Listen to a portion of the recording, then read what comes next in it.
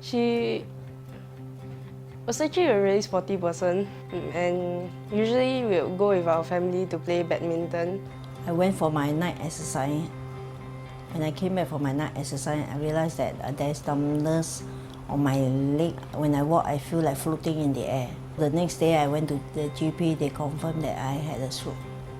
Yeah, she's still keeping her family together, and she doesn't really seem to be that saddened by the fact that she has suffered from a stroke.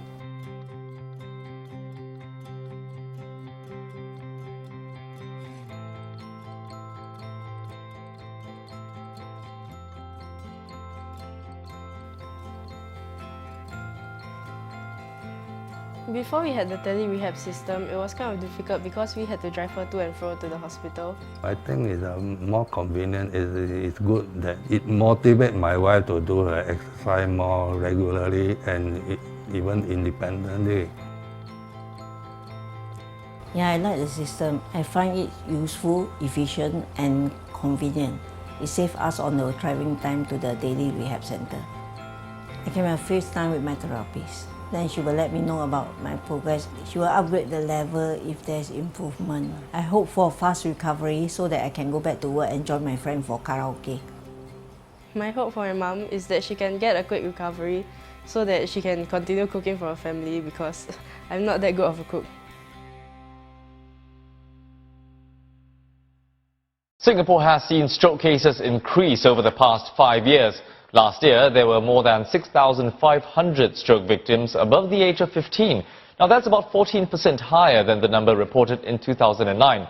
And as our population ages, the number of stroke patients is expected to rise. And worse still, many are unable to go for therapy for various reasons. Now, this week, Vimita Mohandas puts the spotlight on how technology can help them.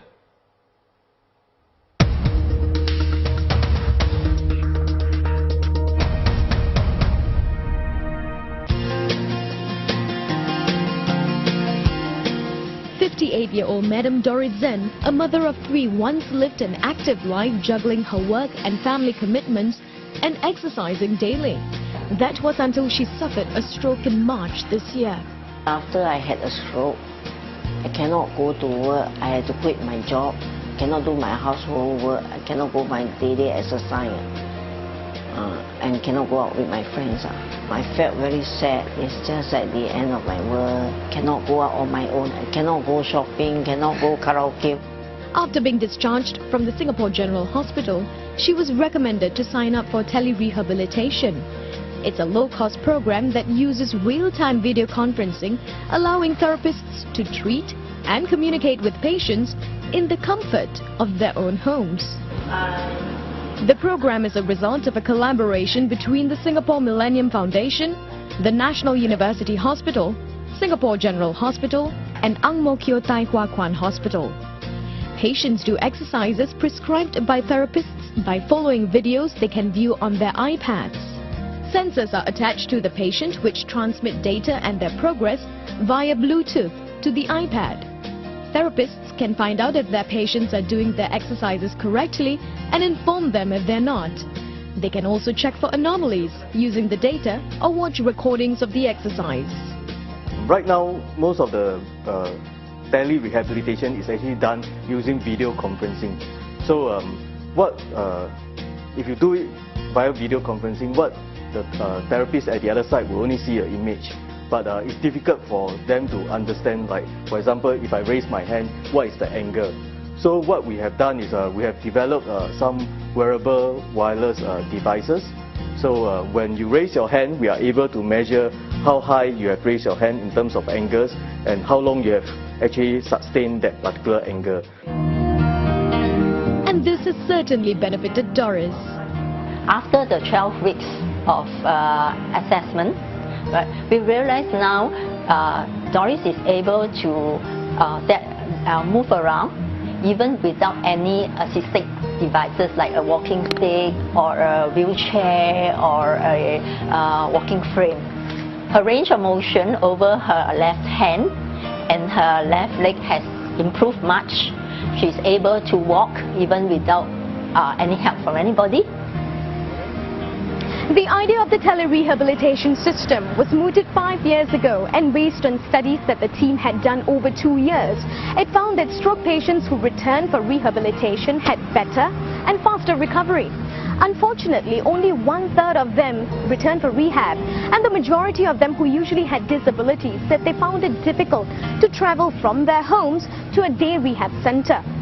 So making care convenient for these patients was one of the main objectives when coming up with the system. Currently, some 18 patients have benefited from the system, and researchers hope to extend this trial to 50 patients in the next 2 years. The tele-rehab system can actually help provide patients who are stuck at home, because patients who have disability and who need rehabilitation typically tend to be homebound. Whether we can use the system to provide them supervised therapy remotely with maybe a caregiver or maybe with a therapy aide who visits them maybe about once every 2 weeks or periodically. For therapists, this means cutting traveling time to and from patients' homes, allowing them to treat more patients. And this is important as the number of therapists hasn't kept pace with the rising number of stroke patients. 一台平板电脑、一个支架，加上颈部和手脚感应器各一支，居然就能取代一些简易的物理治疗。陈天乐60岁时被诊断出患脊柱侧弯，去年6月险些瘫痪，需要动手术。康复过程中，他本应该每个月去医院做复健，但对于行动不便的他而言，这并非易事。我说很多朋友我没有去了，因为很麻烦了。第一，我拿不到 transport 去，我的东西 fully book 的嘛，因为三个礼拜，有时候3个礼拜变成6个礼拜了，我没有去啊。你久久没有去，你就全部是去那个星期了，没有星期去了。今年4月，陈先生所处的护理服务中心向他推荐了智能保健远程复健平台，为他提供了另一种可能。